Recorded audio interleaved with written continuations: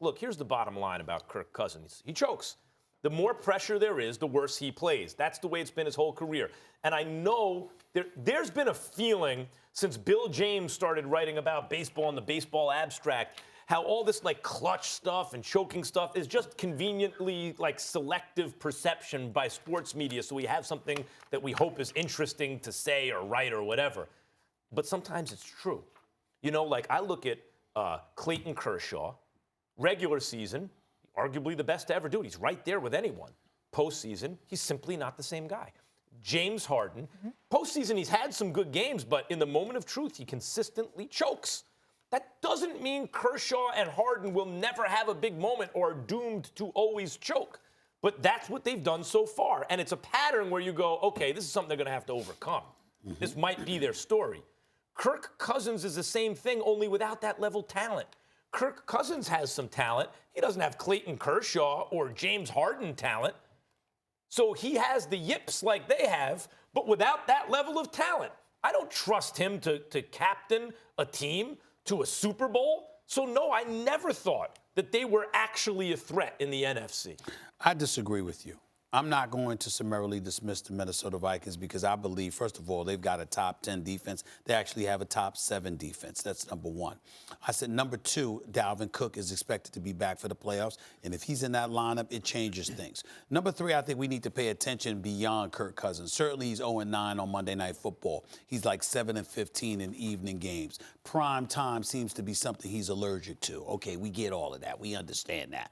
But the flip side to it is that he is completing nearly 70% of his passes. He's only thrown about 7 interceptions on the season. When you look at Thielen, for example, who's been out, in 2 of the last 3 games that he has played, he played last night, but in 2 of the last 3 games he played, a loss to Kansas City, a loss against Green Bay, he's been targeted 5 times.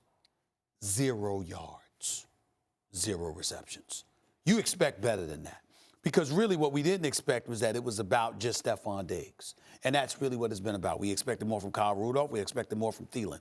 And so when we look at it from that perspective, it's not just about looking at Kirk Cousins. It's about looking at those brothers as well. They can play. What you going to do to get it done? You got a defense and you got a running game. So to me, it comes down to your tight end and your 2 receivers in concert with Kirk Cousins getting it together. Because since he got called out, he played lights out up until last night.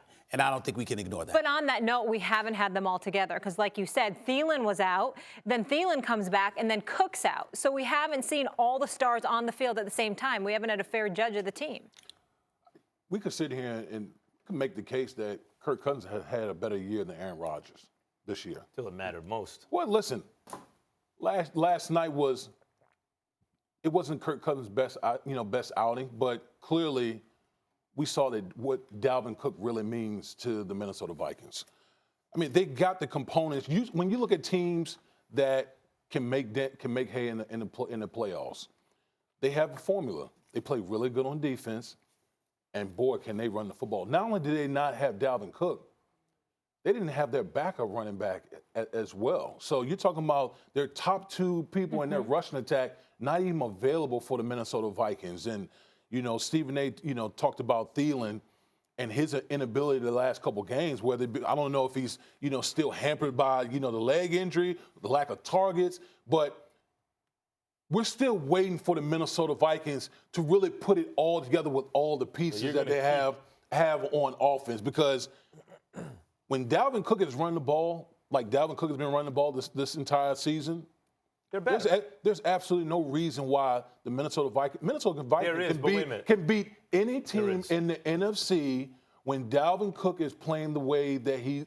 playing. Unless the chips are on the line, then Kirk Cousins will choke it away. Look, I don't want to be the Grinch who stole Christmas here. I don't like saying Harden chokes. I don't like saying Clayton Kershaw chokes. No one roots for those guys to get over that. I don't want that to be the story, but I'm not afraid to tell you what it is. Was it a surprise to anyone that Kirk Cousins threw that bad interception down the field when the game was still in the balance? You could set your watch to it. I'm watching Monday Night Football going, here it comes. And sure enough, as Stephen A. says, they will let you down. James Harden at Golden State, they have a chance to steal a game. Harden late in the 4th quarter in a big situation in a high-pressure playoff game, dribbles out of bounds. shoots and looks to land under Draymond's legs instead of trying to can the shot. Clayton Kershaw, big playoff game, time after time. Here's Kershaw's chance for redemption. Some guys find it difficult to perform under pressure, but Kershaw and Harden are supremely talented. Kershaw the most, and then Harden, but they're MVP caliber players. Kirk Cousins is not. Kirk Cousins is a nice player. But when only a nice player, not an MVP caliber, gets the yips under pressure, you ain't winning the Super Bowl. They gave him all that money to give him a premium over Case Keenum. I don't think he does. If anything, I'd rather have Case Keenum in that game. Max, I think part of it, yes, they paid a premium for Kirk Cousins, no doubt about it.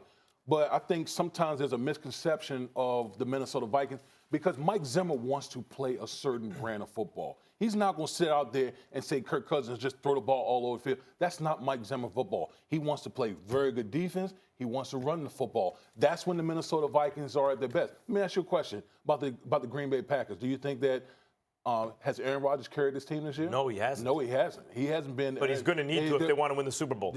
Has he shown any signs that he's been? Yes, I'll say this. Kirk Cousins also showed some signs. I'll give credit where it's due. There were a couple games that I'm like, ooh, he's coming around. Harden last year, we noticed it. Ooh, he's coming around. Aaron Rodgers, 4 or 5 games into the season, whoa, he might win MVP. Didn't turn out that way, and he's worse late in games than early in games. I'll tell you how it is, but we've seen Aaron Rodgers throughout his career elevate late in games and in important games. So until he shows me it's not there, I believe it still is. Well, my problem with what you're saying is that it's a different conversation if you're saying you don't believe in Kirk Cousins than if you don't believe in the Minnesota Vikings. I believe that when you have a defense and you have a running game, particularly come playoff time, especially if inclement weather becomes a part of the equation, there are teams that can get knocked off by a team built the caliber of the Minnesota Vikings. Thanks for watching ESPN on YouTube. For more sports highlights and analysis, be sure to download the ESPN app. And for live streaming sports and premium content, subscribe to ESPN+.